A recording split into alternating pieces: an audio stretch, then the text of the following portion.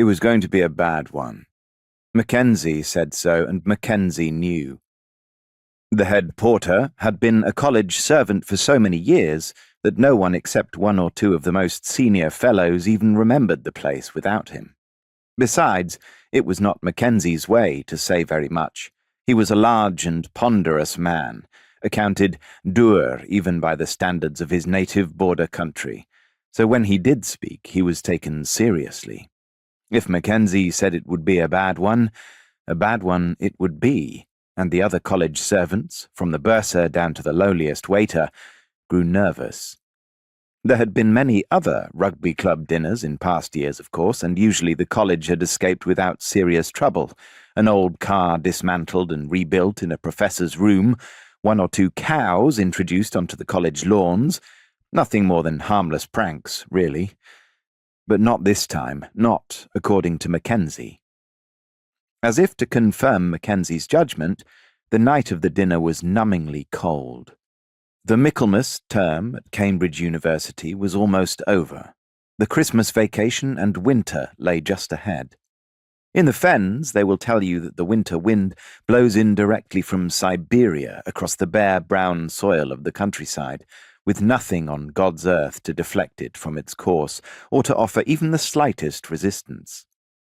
In the city, it shows as little pity as it does in the countryside, howling relentlessly across Parker's Piece, along Regent Street and Trumpington Street, buffeting the heart of the city and enfolding it in an Arctic grip. This was a December to prove them right. Parts of the river had frozen earlier in the week, and the remnants of a heavy snowfall lay defiantly on the ground. The college has its main entrance on a narrow medieval alleyway in the shadow of King's College Chapel and the Senate House. The main gate is forbidding, a massive wooden structure built in the 15th century and designed to keep out all the king's horses and all the king's men, if need be.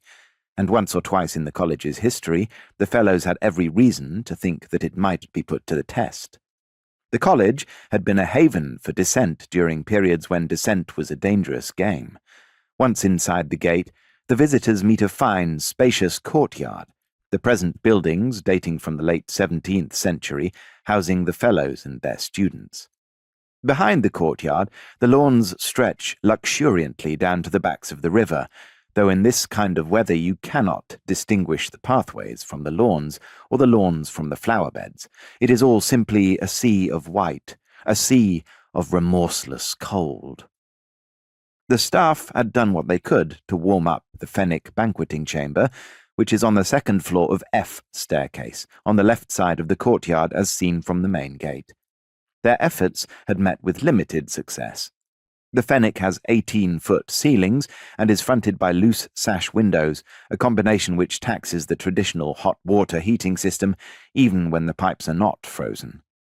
But several strategically placed paraffin heaters offered some respite from the noticeable chill in the air, at the cost of a pervasive odour of paraffin.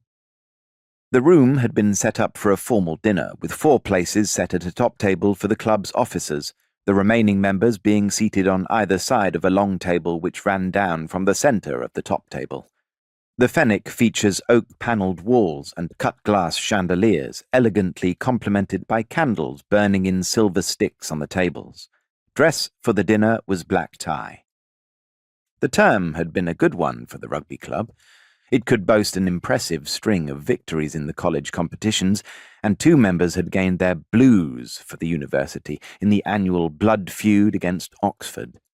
In recognition of this, the master himself had attended the dinner briefly.